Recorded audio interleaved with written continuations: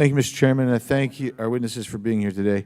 Mr. Chairman, I request unanimous consent to submit the following into the record. November 7th, 2022 letter from you and Rep. Grothman to Inspector General Sopka. October 25th, 2022 letter from you and Rep. Grothman to Inspector General Sopka. June 22nd, 22 letter from the Office of the Special Inspector General for Afghanistan Reconstruction to Congressional Committee chairs. And a February 1st, 2022 email exchange between individuals in the Office of SIGAR and the Department of State. Without objection, so ordered. Thank you. And each of these documents discuss and provide evidence of the Biden administration's actions to evade cooperation with SIGAR, which has been working on 5 separate reports requested by Congress. These reports discuss the underlying causes that led to the rapid collapse of Afghanistan, Afghan National Defense and Security Forces, potential loss or compromise of U.S. reconstruction assistance resulting from the Taliban's return to power, the ramifications of the U.S. military and diplomatic withdrawal for national security and for the people of Afghanistan. Mr. Sopka, in particular, I thank you for your testimony. Last June, you informed this committee that the Biden administration was refusing to respond to requests for information. And you've given an update today.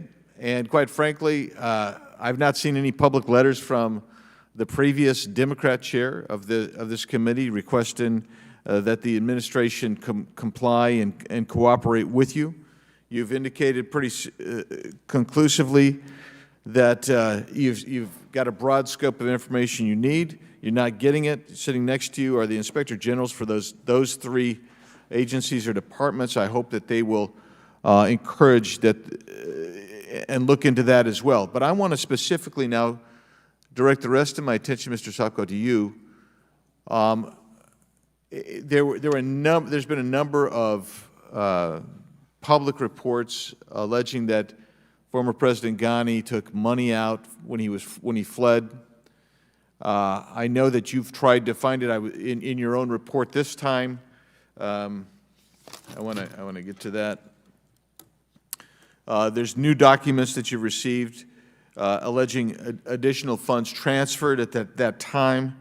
Could be, they indicate that tens of millions of dollars in cash and gold bullion spirited out of the country through Tajikistan, Uzbekistan, and other neighboring countries. Can you elaborate on what you know so far and what more information you need from this administration to conduct that investigation?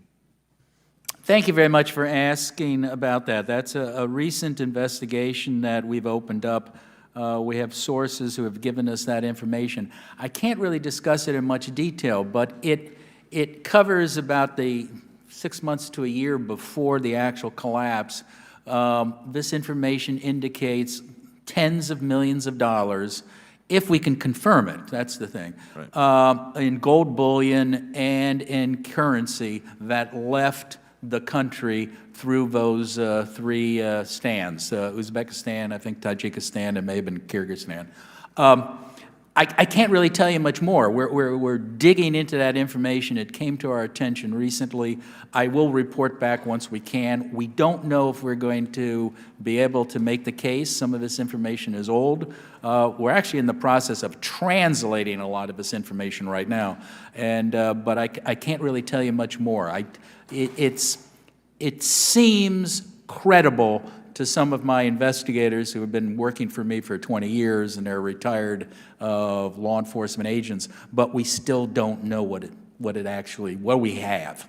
Are you getting cooperation from U.S. agencies and departments in that investigation? Yes, but they're law enforcement agencies. It's not the policy people at State and Aid and DOD. Okay, all right. Let's talk about something else. And this is really, we were led to believe that the Afghan government and the Afghan military was going to be able to hold out for some significant period of time post-withdrawal. And not only that the government, even though, odd to say, we were providing more than half of their revenue for government purposes, we were told that they were going to be able to hang in there. How did the intelligence community get it so wrong? I can't really speak for the intelligence community. I mean, when we briefed our reports to the intelligence community, We would always ask them, and I can't reveal what they're saying in an unclassified, we always ask them is, are we wrong? And they would come back and say, no. So I don't know who was telling which administration that things were going really well, but if you read our reports, and if you read some of the reports from my fellow IGs, particularly the former DOD IG, you could not believe the Afghan government was going to survive, particularly when we withdrew our troops, particularly when we withdrew our air support, and particularly when we withdrew the contractors.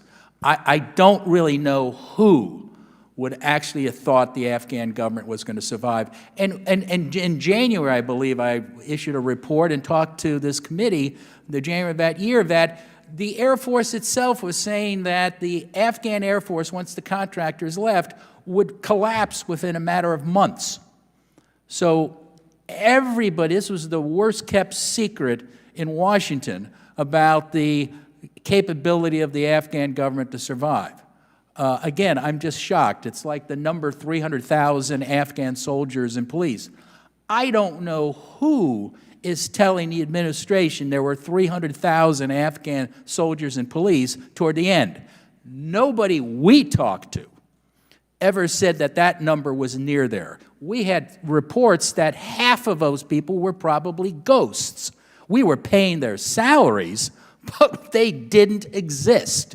So, I mean, there is a lot of things floating around, and I don't know who is in the intelligence community, not the people we were talking to, because they all agreed with our assessments, our negative assessments. I don't know who is putting this information out and what's the basis for it.